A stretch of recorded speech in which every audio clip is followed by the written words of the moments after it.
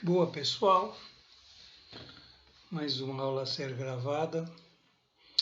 Em função do que houve de imprevistos na última aula, eu vou reproduzir parte do que foi trabalhado, né? Porque nós não pudemos gravar, eu tive um problema de computador e depois teve um probleminha no app também, então ficou muito confusa a aula, então eu quero, como não foi gravado, eu quero gravar essa aula para vocês. E vou emendar com também os conceitos novos sobre liderança, ok?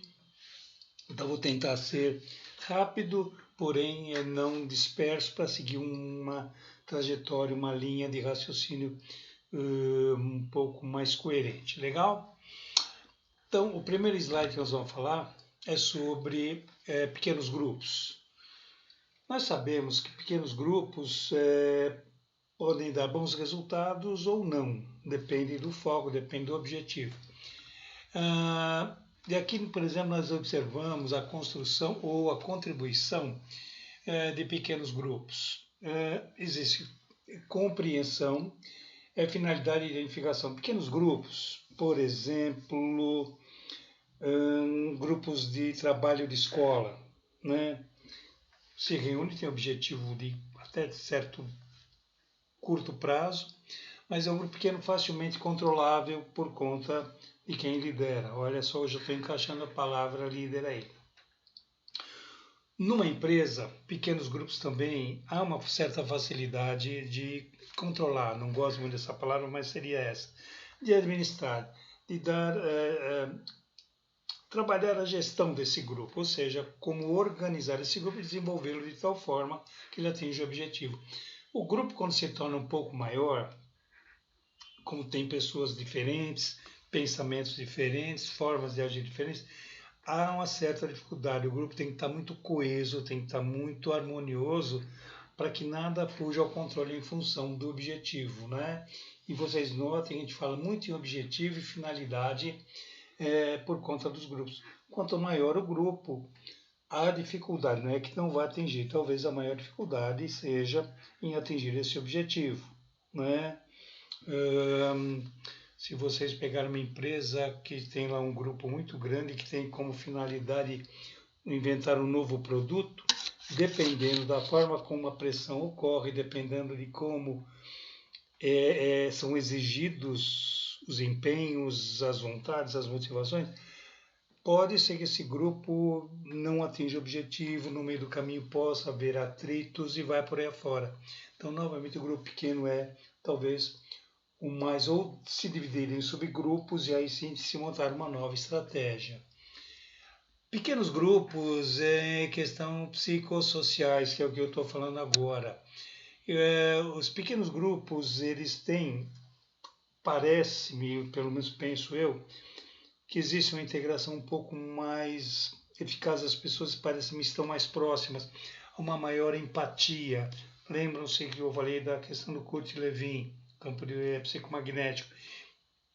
Então, esses pequenos grupos, eles tendem, não é que vão, eles tendem, por força de um certo controle, de uma certa forma de gerenciamento pelo líder, é mais fácil torná-lo mais dinâmico, né? Por conta dessa integração, por força de mesmo que as pessoas os elementos do grupo pensem diferentemente, eles são levados, eles são direcionados para não fugir do objetivo. Um grupo maior, risco de dispersão, ele pode acontecer. Ok, gente? E é nesse ponto que nós falamos da questão das influências, não? Tipos de influência, relações intergrupos. Já abordamos isso, falamos lá na época. É a relação de dois grupos. Então, 3 grupos, 4 grupos, ou seja, é intergrupos. Então, veja, falei agora há pouco. Se eu tenho um grupo grande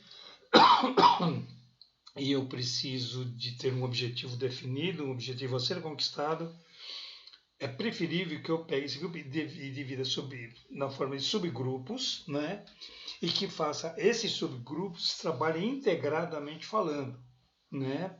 Eu ponho lá os líderes em cada subgrupo e ali eu coordeno os líderes para que eles coordenem os subgrupos. E a partir daí eu tenho uma integração, ou seja, uma inter-relação dos subgrupos.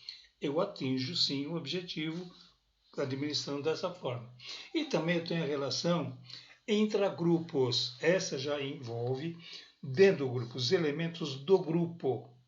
Ok? Então vai de encontro àquilo que a gente falou agora há pouco, a empatia, a compreensão, o respeito, o dinamismo, tudo que envolve os elementos desse grupo, eles têm que estar muito bem integrados para poder atingir os objetivos.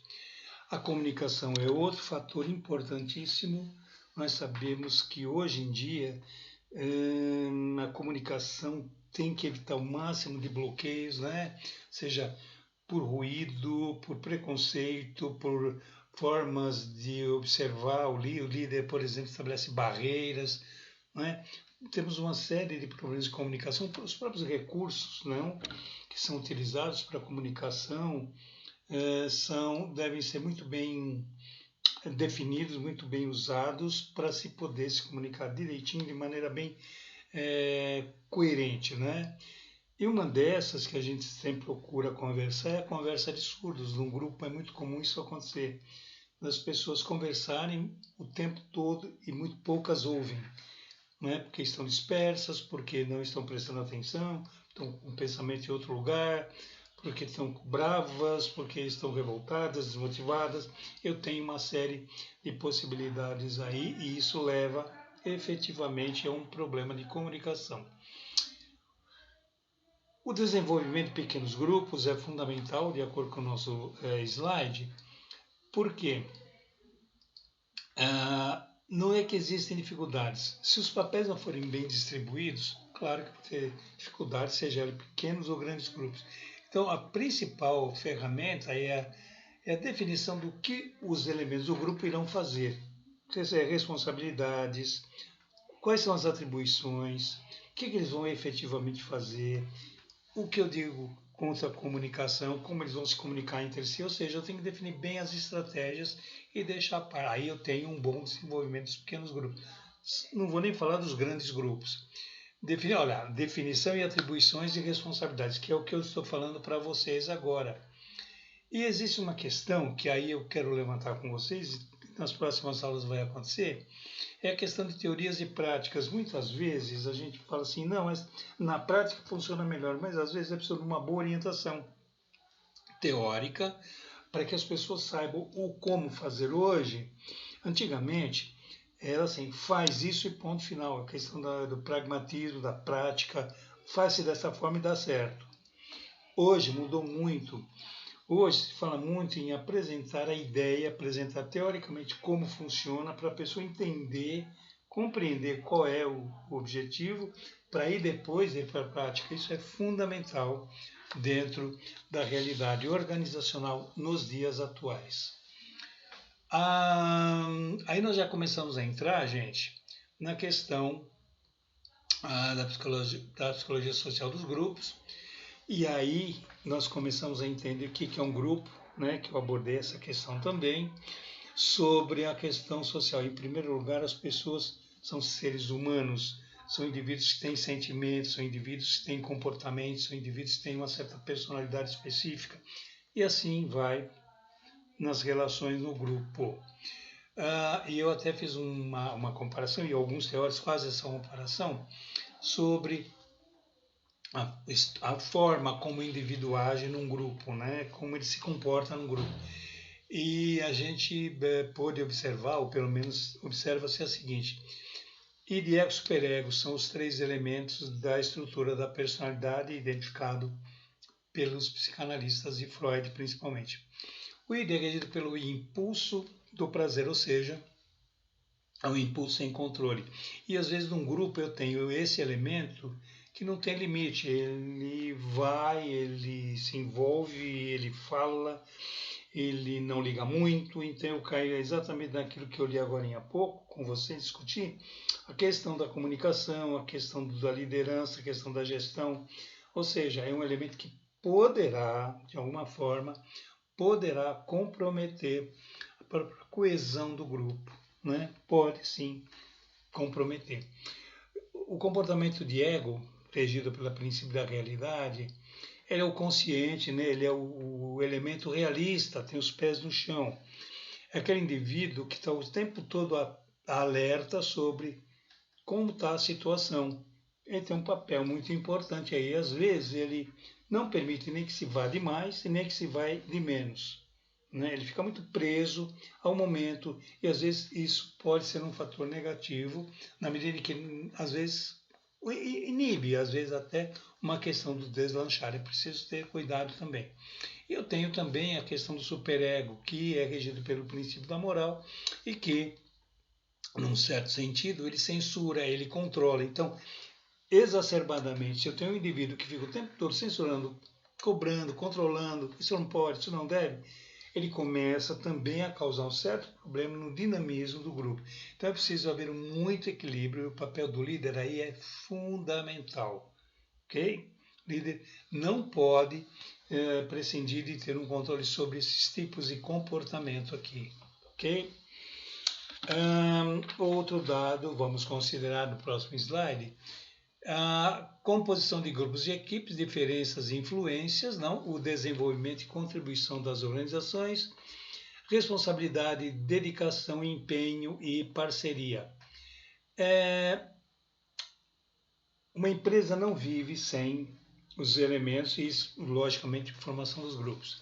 Então, quando eu falo de desenvolvimento e contribuição com a organização, é porque há uma via de duas mãos. Enquanto eu ofereço, enquanto grupo, ofereço que a empresa cresça, desenvolva, atinja seus objetivos, a própria empresa me permite também desenvolver o que eu faço, me dá prazer. Lógico que existe uma questão salarial, mas além disso, a motivação, o prazer de estar na empresa, os desafios, pessoas adoram desafios, se a empresa oferece desafios, fatalmente as pessoas gostam disso e são motivadas.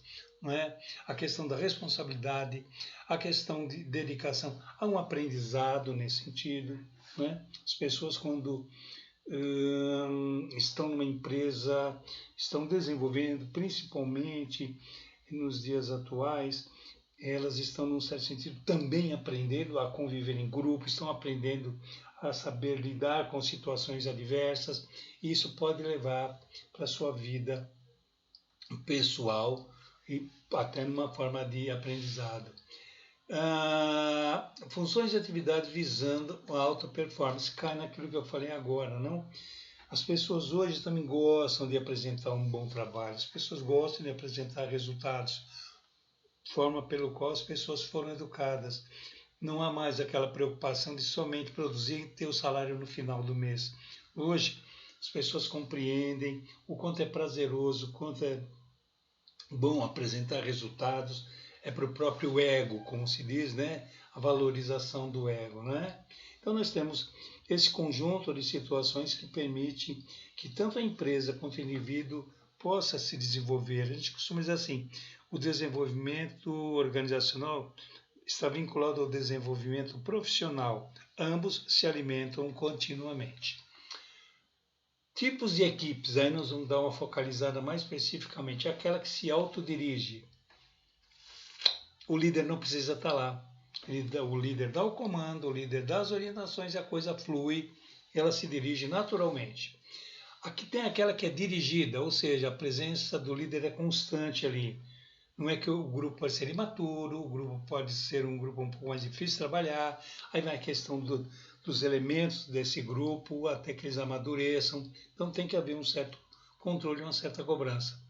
E o virtual é a presença ou não do líder, e hoje em dia é muito comum, mas que ele pode ser também autodirecionado. Em função da tecnologia, há sim uma maneira de ele se autodirigir, ou seja, cada elemento sabe o que faz, principalmente nos dias atuais, onde há um trabalho até do home office, né, que a gente fala, e que hoje a gente começa a perceber a importância da individualidade dos elementos do grupo, mas que através da tecnologia eles podem estar aglutinados. Então, eu acho que o grupo virtual e a equipe virtual, ela pode sim trabalhar dependendo de como o líder vai administrar isso tudo e como é o objetivo. Tudo bem, gente? O poder que a gente abordou, não? A questão do poder. E poder é uma coisa muito interessante. Que poder nós estamos falando, né? O poder do líder que impõe, o poder do grupo que pode exercer uma certa pressão sobre o líder. Então, nós temos as questões dos aspectos positivos e negativos. O poder é uma forma de eu posso chegar num grupo e dizer assim, é dessa forma e se não fizer, mando embora. É uma forma de coação, é uma forma de inibição. Então, eu posso usar o poder de forma positiva, se é que alguém enxerga dessa forma. Eu vejo como forma negativa, coagir demais, trabalhar pressão demais, isso não é legal. Né? Eu vejo um poder negativo. Mas eu tenho também o poder positivo, de motivação, eu tenho um poder de trabalhar em cima dos elementos de uma equipe e a partir daí motivá-los. Então eu tenho esse poder sobre eles. E é a questão do status, e eu sou o líder, então eu tenho um líder que ele diz que ele é o cara. Né? Vamos imaginar esse líder.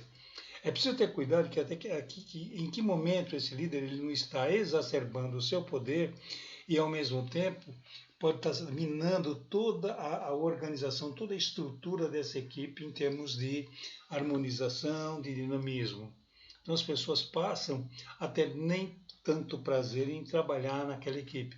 Então o poder é uma coisa muito fluida, uma coisa muito delicada e que pode causar um certo mal-estar na equipe. E é claro que eu tenho lá na equipe, em função desse poder, o empenho, a dedicação, é claro, os resultados vão aparecer. E eu coloco pelo menos umas 4 fontes de poder, não? A persuasão, que eu falei agora há pouco, né? O líder presente, o controle, pode ser positivo, dependendo de como eu vou focar esse controle, a coação, eu vejo como muito negativo, pelo menos penso eu dessa forma, e, consequentemente, poder de punição. Esse é pior ainda. Então, tem que saber como punir, de que maneira punir, se é momento, se não é, eu tenho que saber trabalhar essa questão aí, ok? Liderança, conceito de liderança, gente. Então, vamos lá. Capacidade de influenciar um conjunto de pessoas para alcançar metas e objetivos. Isso é um conceito que a gente tem abordado aí. Podem aparecer outros, né? Fala sobre como a pessoa influencia pessoas, como condiciona, como leva as pessoas a um objetivo comum. Os conceitos vão variar muito, mas no frigir dos ovos, basicamente é isso. Nos dias atuais, a gente fala muito disso, a inteligência emocional é muito importante.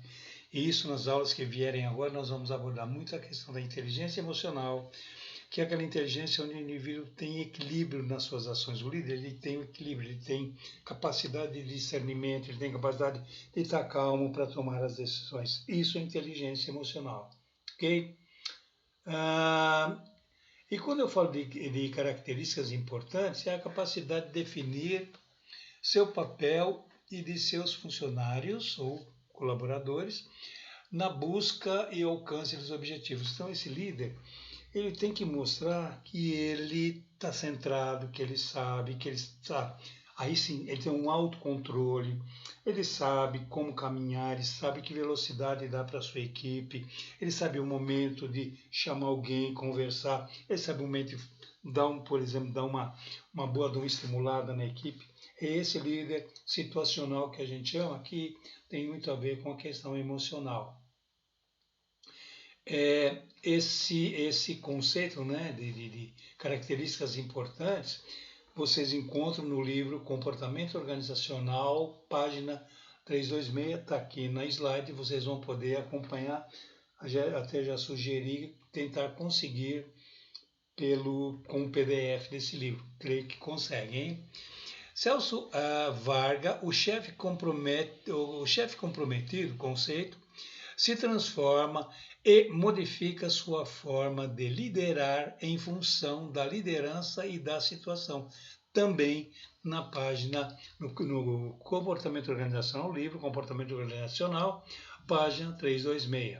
Então, esse autor, esse pesquisador, o chefe competente se transforma e modifica. Eu esse meu estilo de liderança me permite eu modificar-me em função da realidade e, simultaneamente, eu modifico também a maneira de ser e pensar da minha equipe. Nós nos transformamos, nós nos modificamos, ok? Cada um com seus referenciais e responsabilidades.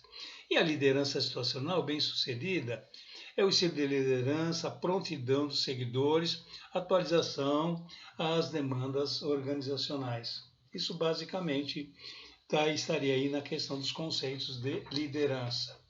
Tipos de liderança, eu tenho a liderança diretiva, que leva, ou pelo menos que dirige a sua equipe, né? Leva a uma maior satisfação quando as tarefas são ambíguas ou estressantes do que quando são altamente estruturadas e planejadas. Então, sabe quando tem aquele líder que não planejou? Aquele líder que fica meio solto? Então, é ele que dirige, é ele que determina como faz, porque faz, de que maneira faz, o tempo que faz. Esse líder está correndo risco. A liderança apoiadora leva a um melhor desempenho e uma maior satisfação quando os funcionários realizam tarefas estruturadas. Ora, vocês sabem disso. Um grupo, se ele tem um líder onde ele sabe tudo, ele é o prepotente, ele consegue tudo, vocês são meramente obreiros, são fazedores de tarefa, cumpridores de tarefa, esse líder, se ele sair, o grupo não anda, a equipe não funciona. Já a liderança que apoia, o líder que apoia, ele fatalmente estimula, ele leva o indivíduo a realizar uma série de características, leva o indivíduo a acreditar em si mesmo. O líder carismático, gente, é interessante, né? Porque ele é atribuído a ele a questão heróica, né? Os líderes, quando vêm os liderados, quando vem esse indivíduo, acho que ele é o the best, ele é o grande herói da história, não? E ele é um líder carismático, só que às vezes ele pode vender uma ideia equivocada. Então seria bom a gente dar uma boa avaliada nessa questão do líder carismático, que temos muito aí na questão religiosa, isso acontece com frequência, né? Mas eu tenho um líder carismático, aquele que é o salvador da pátria, como se diz por aí, né? E às vezes não é bem por aí que as coisas devem acontecer, né? Esse conceito está também na página 370 no livro Comportamento Organizacional. Liderança transformacional. Legal. Inspiram seus liderados a transcender os próprios interesses pelo bem da organização ou grupo, sendo capazes, no comportamento organizacional, página 326, de usar um profundo impacto em seus liderados. Aqui eu estou querendo dizer aqui para vocês, gente, é aquele cara que não vi lá em cima, né? Que falamos lá atrás, que ele se transforma ele transforma também seus líderes. Ele leva como forma, como maneira de mudar para o bem de todos, não? A liderança e poder na organização. Conceito de capacidade de influenciar, falamos agora há pouco.